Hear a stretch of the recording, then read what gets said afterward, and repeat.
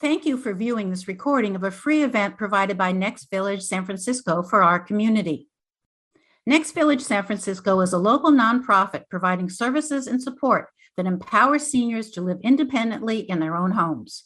We welcome people who want to keep connected with their community as members, volunteers, and supporters. We host 30 to 40 free activities and events each month for the public, and our members have access to our network of volunteers. Learn more and get involved at nextvillagesf.org. We hope you enjoy this video. Today we're talking about wearable devices and some smart home technology. And then, if you have any questions along the way, you can post it in the chat. We'll take some brief, breaks and answer any questions and see if everyone's following along. So, thanks for joining on this Friday. So we're first going to cover off wearables, and those are things that you are wearing on your person. Can be all different things, like could be an Apple Watch or maybe an Android watch. There's also some other ones like Garmin, for example, is one of them. Those are kind of multi-use devices. They can do things like, you can help send you 10 text messages. They can, they're basically an extension of your phone. So they have multiple capabilities. There's health components, there's productivity components, there's, all that kind of stuff built into one platform. For an Apple Watch, you do have to have an iPhone in order for it to function. So you can't just buy the watch itself. For an Android watch, there's many different ones out there, different manufacturers like Samsung, things like that. But those also need an Android phone with them as well, so they can't be more independent of that. And then you have things like the Garmin watch, but that's independent as well. Those are more for like folks that are doing a lot of outdoor activities, and it's kind of like runners and things like that. And then you have your Fitbit, which is primarily just for exercise tracking. Does also require a phone, but doesn't have any of the capabilities like sending a message or things like that. It's primarily just used for health tracking and sleep studies and things like that. You have one that's pretty popular now. It's primarily also used for monitoring your sleep and your fitness. Is an Aura ring. This is just a ring that people put on your index finger. It's pretty small, pretty lightweight, and that's kind of an interesting one that people use to track their health metrics. Smart glasses are becoming more and more popular. So that's where you are wearing a pair of glasses that has some sort of functionality. They're not really advanced quite yet. They're kind of, in my opinion, a bit hokey, but they are becoming more and more popular. And then the other one I like to touch on here, which is really interesting, is a CGM, or what's known as a continuous glucose monitor, for those folks that are maybe a type 1 diabetic or a type 2 diabetic, opposed to having to prick your finger often throughout the day. You can use a small wearable device. They are prescription, they do require a prescription from a doctor, but those can sync up with a phone or a tablet and provide continuous monitoring of your glucose levels without having to do the intrusive finger pricks. So really cool technology there as well. So you can see wearables can cover all different things, whether it be fitness to productivity to just like lifestyle. So they're not necessarily only for one thing. They can serve multi purposes as well.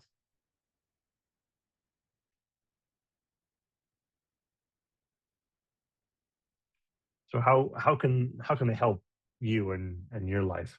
I think one of the really important things, and one of the really useful things about these smart wearables, is their functionality with the health functions. So someone asked at the beginning around kind of what it looks like for an Apple Watch and like a fall detection. So think about something like an Apple Watch here on the right. There's an image. The latest versions now have some functionality built into it where if they detect that you have fallen or that you've gotten injured, that it presents a message to you where you can initiate a emergency. You press a button and it will call 911 or it'll call an emergency contact. A lot of them you can set to where like if you don't respond for some period of time, it will automatically call for help. So there's different devices that can do this. The example here is just an iPhone, but there is other ones that are just common medical alert systems. I forget the name of them, but like Life Alert is one of them that everyone's familiar with. They're kind of just common, lightweight, easy to operate. They have a long battery life. They're usually affordable, and the user wears them, all times. And then if you ever need assistance, you can press that button, and it will automatically connect you with someone who can help. So there's the medical alert systems itself, but there's also functionality built into things like the Apple Watch where you have this capability to automatically sense if you have an issue. And then there's also another section for GPS tracking, which is really helpful. I'll show an example of what that looks like in a few slides, but this can be on like an Apple Watch. It can be on some smart devices that you wear. There can be a couple different ways you can do it, but you can then share your location with your friends, your family, maybe a caregiver, and that way they can, using their device, they can kind of see where you are. And it's good just for having someone keep an eye on you. Like for example, I share my location with lots of my friends and family, and it's nice just to kind of have that peace of mind. Then there's the whole other section around like health monitoring. So a lot of these devices, like I keep mentioning the Apple Watch, but there's lots of ones that do it. You have like, the ability to monitor your heart rate. Some of the newer devices, like a Samsung Watch and even the Apple Watch, they have a built-in EKG, which you just kind of hold the watch in a certain way on your wrist, and it's able to collect information around looking exactly like an EKG that you would get in a clinic. And they do all sorts of cool things like detecting for AFib or arrhythmia. And I think I have a slide or an example of what it looks like. But a lot of these watches and devices can alert you to things like if your heart rate is too fast or too low, or if it detects an irregular heartbeat, and it can send that information off to you or maybe your cardiologist or different sort of ways to monitor that. And then there's things like blood pressure monitors and like O2 saturation are also part of a smartwatch as well. They can also do a lot of sleep monitoring. So sleep is really important, and we learn constantly about how important sleep is becoming and how it affects your overall health. So it's nice to understand you know what's what your sleep is like. What if is it good? Is it bad? A lot of these devices can monitor for movement and heart rate and O2 saturation to understand how well you're sleeping, and so that can be really handy to kind of help diagnose or just understand how you're feeling throughout the day. We touched on the glucose monitoring, but that's a pretty cool one. It doesn't require a separate device. There's a lot of them these days, but you can use that to monitor your glucose. Like myself, I'm a type 1 diabetic, and I actually have a device on my shoulder. Where is it? On my arm, that monitors my glucose continuously, and I have alerts on my phone, and I can see kind of where it's trending, and it also sends that information off to my doctor as well. So we can kind of make better health decisions and look at it over a period of time. And then a lot of them also have medication reminders built in where you can kind of set up a schedule and it will remind you to take medication on a certain schedule. And then they also have some of the more advanced ones that do blood pressure monitoring as well. This is just an example of kind of some of them uh, in IRL or in real life examples. So on the top there is an example of what a glucose monitor looks like. Very small device that sits on your arm, and then on the right you can see an Apple Watch has there an alert for when it detects atrial fibrillation or AFib. And you kind of see that it's presenting it to the end user and showing that it detected an irregular heartbeat.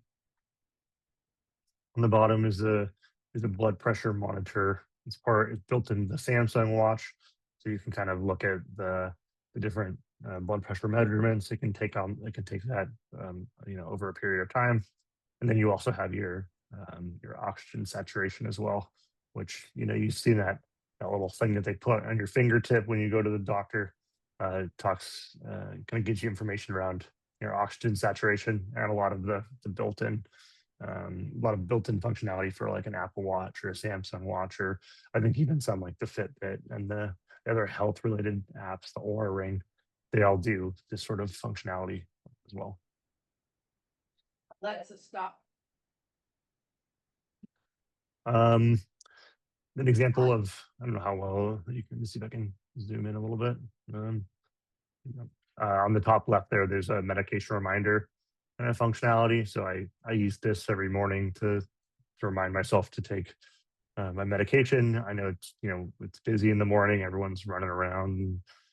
You might forget, so I have an alert that goes off every morning, gives me a reminder, and I just acknowledge it, and then I know that I've taken my medication throughout the day.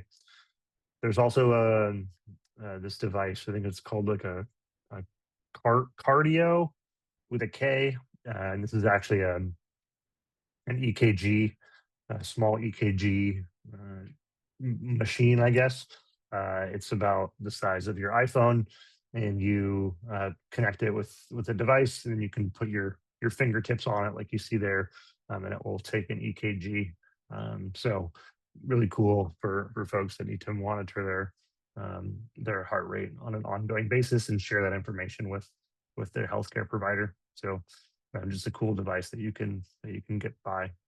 And then in the middle there is kind of an example of what some sleep things look like. So understanding like where you're getting your best sleep and your what they call like a sleep score. So how well did you sleep? How restful was your sleep?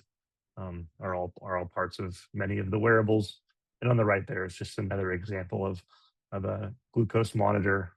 You can pair it with your iPhone, or they also come with a device that you can pair it to if you don't have an iPhone. So you can get 24/7 readings on your glucose.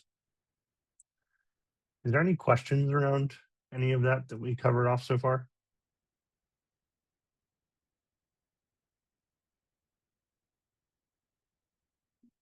Take a look in the chat. No? Sounds good. Here's the example of the on an iPhone location sharing. So you can, this functionality is in a lot of different platforms, but this example here is just an iPhone where you are sharing your location with your friends and family, and when they open up the app, they can kind of see where you are. You can see on a map. They can also, easily get in touch with you, zoom into your location, and see if you're, at home or anywhere you are in the world, basically. So pretty cool functionality. It's built. This one is built into iPhone. And it's really easy to share your location with folks.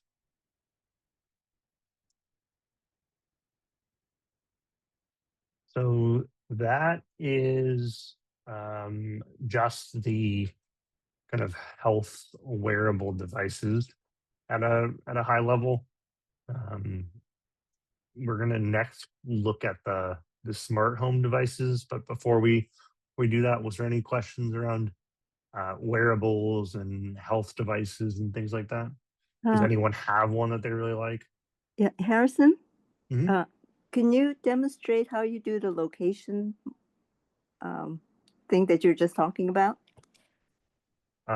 Yeah, let me see if I can. Give me just a sec.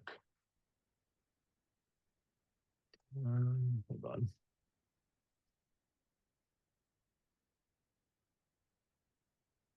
This is for on an iPhone, right?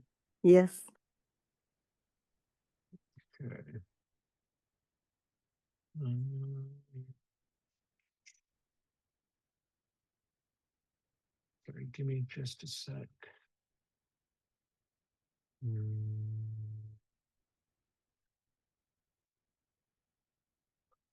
I can show at the end if we turn the recording off, just because we put this on YouTube and I don't want to show my phone and my location and my friend's location. So if towards the end of the call, if we want to pause the recording or turn it off, then I can share my actual phone and I can show you.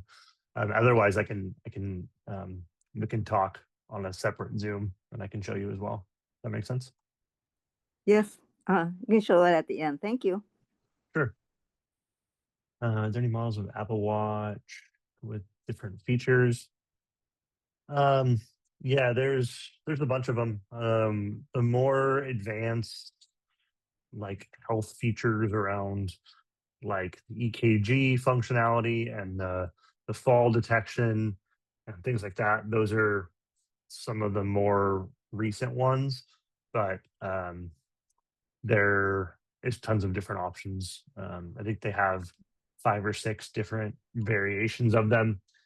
You just have to look at what feature is important to you, and then see if the version that you want to get is supports it.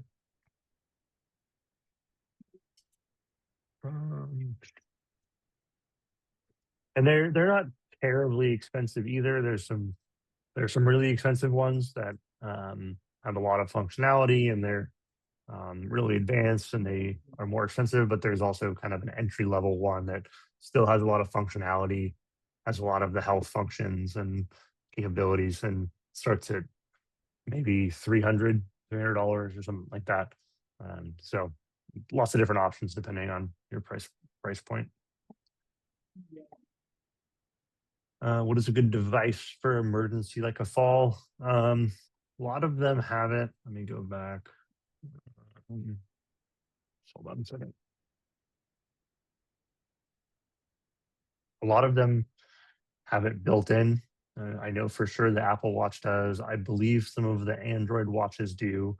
And then some of the more dedicated fall or the dedicated health alert systems like a life alert, or there's a couple other ones that have built-in functionality like this as well. But this example that you see here is just from a screenshot from an iPhone or from an Apple Watch, where it also has functionality like if you get in a car accident, or if you have any sort of like if you fall or if you pass out or things like that, they also can You find detect that that. optic too, huh? Yeah, well, And, I found a little purple thing. I was lucky. oh, someone needs to be muted. See if I can do that. Okay. It's a connection. If you were preach.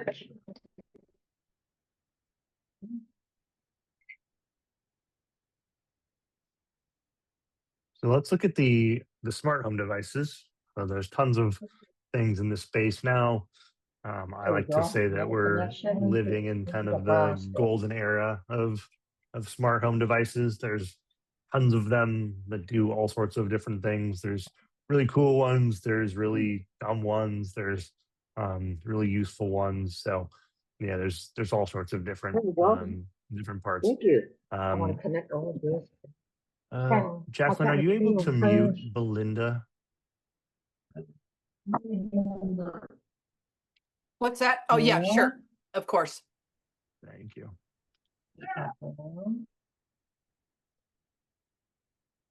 Sorry, I'm not a host. Uh, uh,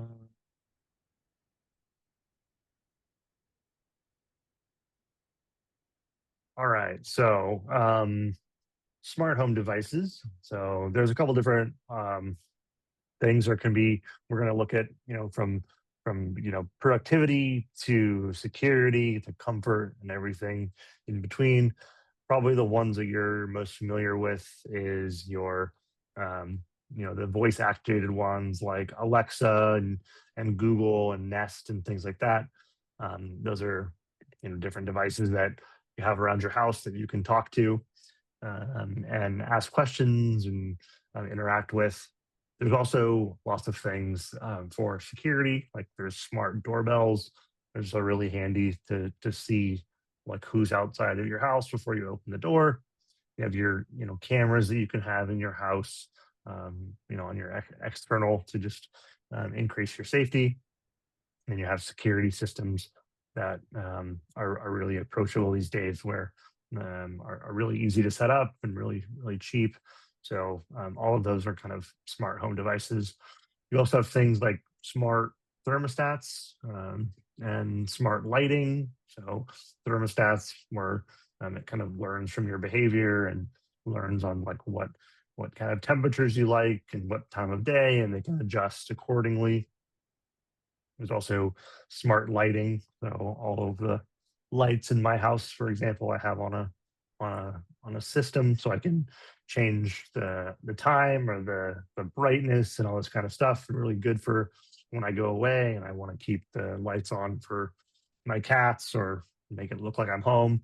It's a really a fun, good, smart item that I have in my house. Then there's also things like smart plugs, which are really handy for if you need to turn certain things off on a timer. So there's really no sort of limit to the amount of technology that you can have in your house. So the different ways they might be able to help you. So the first one is like safety, like we kind of covered off, right? So there's smart doorbells and there's smart lighting that you can have, and our motion detectors when people walk onto certain parts of your, walk up your front door, things like that. Even they have a smart doorbell. Your family can monitor it remotely for you. You can also speak to visitors. So some people, are you get someone that rings your doorbell and you can get an alert on your phone and see who's at your door. There's really cool things like smart locks and being able to kind of have the ability to provide access to people, friends and family and caregivers, all without having to have a physical key. So you can have like a temporary key that you can share with people in your family and friends to get access to your apartment or your house. And they also have remote locking functionality. So if you're someone that forgets to lock their door or forgets their keys a lot, you can use your the ability to kind of do that via a smart device like an iPhone or an Android or tablet device. These are kind of some of them, what they look like. On the left there is your smart doorbells. So, someone comes up to your door, delivery, or someone that you don't know, you can, see who's there before you open the door. And then on the right there is an example of a smart lock. It's really handy. So if you don't want to, carry a key around or you want to give people access to your house without a key, you can do that with a smart lock, which is really cool. The comfort and convenience is a really big piece, right? So you have, like I said, the thermostats that you can set to your preference. So over a period of time, it learns what you like and how you like your temperature at certain times of the day. Really good for energy and cost savings. There's tons of them out there now that you can use. There's also, like I said, the smart lighting, so it could be used for safety, but can also be used just to, you know, make your house more comfortable. It's really nice to be able to control your lights from your phone or your iPad or maybe a central remote. My favorite feature of this is being able to get into bed when I'm really tired. And if I forget to turn off a light, I can just open my phone and turn the light off from the other room and I don't have to get out of bed. It's a really nice feature. And you can have them like on timers, for example, and you can change the lights and all sorts of cool things you can do. So I really like they're called Hues. They're called Philips Hues, but there's tons of different brands and they're pretty cheap. You can get them for, to put in a lamp or from the overhead, or there's all sorts of different options you can get for smart lights. There's a question in the chat. These devices work with the phones if your phone is not functioning. Yeah, some of them, most of the smart watches require connection to a phone. Some of them can be independent, but they require or like have a limited functionality. So it just kind of depends on what device you have.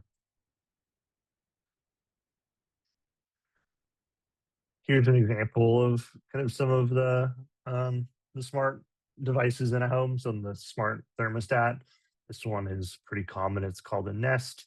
There's also smart plugs that you have there, and then they have the smart lights. There's different types that you can get. There's also different colors that are really fun. So, like I said, also fairly cheap and affordable to install as well. And then there's kind of the component of the everyday, making your life a little bit easier. So you have, your voice activated things like Google Home and Alexa and Siri and all that kind of stuff. So they're hands free. They're easy to communicate with. You can ask them questions and have them do different tasks. You can ask them about the weather. You can ask them about a recipe. You can ask them to play music. So tons of different devices. There's more than you could ever name. But some big ones are like the Alexas and the Googles that you can get, and also those are fairly cheap these days as well. So fairly approachable to have. They can also do things like medication reminders and dosage reminders, which is really handy. So you can set it up on a schedule, and it can kind of help you remind you of certain medications to take. There's the weather and news alerts, so you can kind of have it give you a daily digest of the top headlines, or you can have it tell you the weather in your neighborhood, things like that. Really good for setting up grocery lists as well. So like I have one that, I have a running grocery list. I need to get paper towels. I need to get, flour, whatever. I just kind of build this grocery list. So then when I go to the store, I can look on my phone and have it presented there as well. The entertainment piece. So I use mine a lot for things like playing music or playing podcasts. You can also have it make phone calls, and you can have it make video calls, which is really cool. So you can all like voice activated, and I'll show you some on the next slide, kind of the different ones that are out there for video calls. And then they can also do calendar appointments and reminders and things like that as well.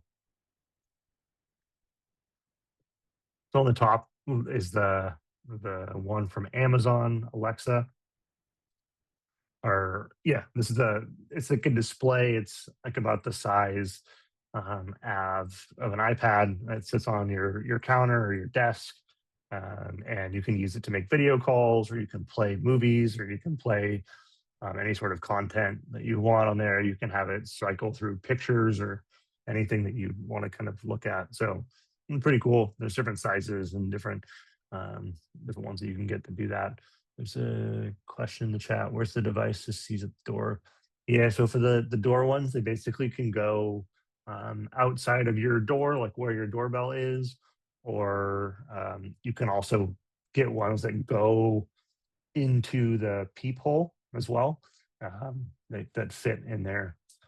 If you live in an apartment building, yeah, so you could do both depending on what your building is. I've seen some folks, you can put it at the door downstairs to see it. I have a couple of friends that do that. So they have like it outside their building, and it's just a wireless connection where they can see from their phones. You could do it on the gate to get into your building, but you could also do it from the door into your apartment as well. So yeah, you can do it. You can do it one or the other, or both ways.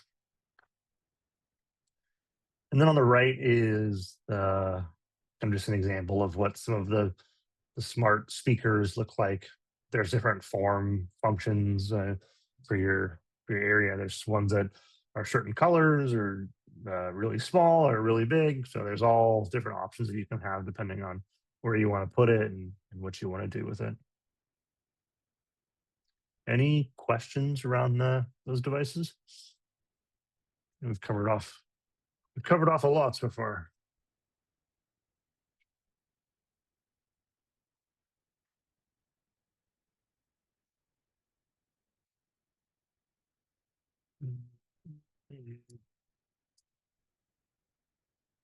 This is a cool one that I wanted to highlight. Is this? It's a little bit expensive, but it's pretty cool. On the left is this device called the Hero, and this is automatic drug medication dosing. So you can program it. You can have a friend or family member help you program it, and it will dispense your drugs that you need, medications, on a schedule. So if you have one that you should take every morning, it will automatically dispense it. If you have one that you take a couple times a day, it'll automatically dispense it. So really cool. I've thought about buying this for my grandma actually, but I haven't done it quite yet. But really handy because she tends to forget to take her medication. So yeah, just a cool device that's relatively new. And then on the right is kind of another medication dispenser that's pretty common, where it will alert you and present you with the medication that you need to take at that certain time and on a schedule. So kind of cool. There's another example of the home.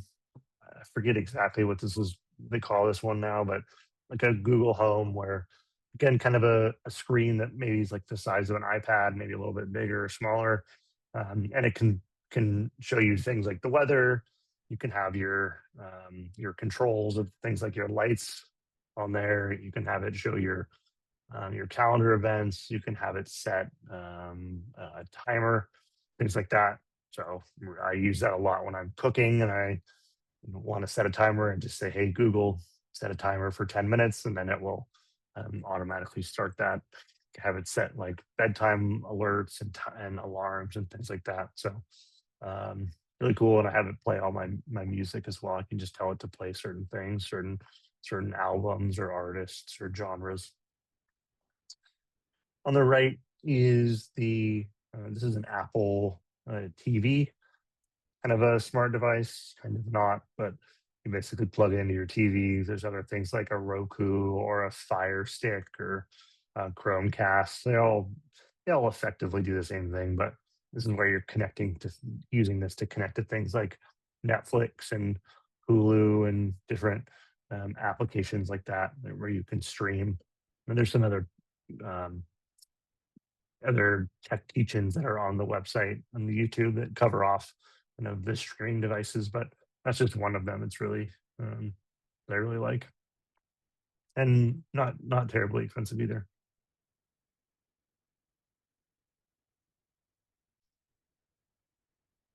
And then I like to save a little bit of time for the end, but I'll highlight some of the more unique devices that are here or coming soon or in the future of technology.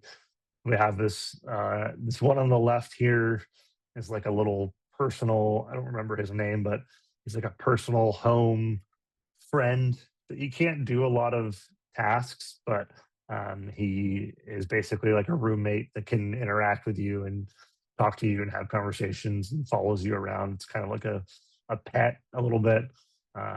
So it's kind of cool for folks that want to have a little friend at home.